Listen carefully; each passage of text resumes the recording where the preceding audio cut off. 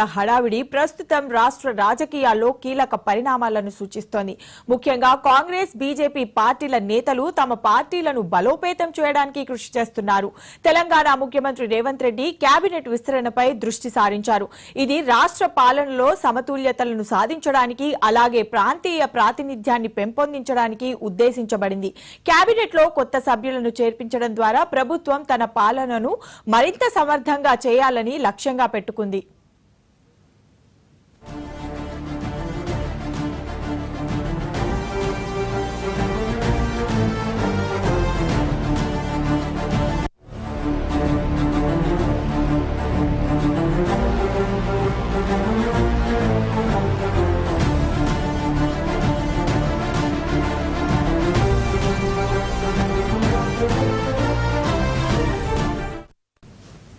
ఇక మరోవైపు బీజేపీ రాష్ట్ర అధ్యక్ష పదవికి సంబంధించిన చర్చలు కొనసాగుతున్నాయి. కేంద్ర మంత్రి కిషన్ రెడ్డి ఈ పదవికి రాజీనామా చేయాలని భావిస్తున్నట్లు సమాచారం.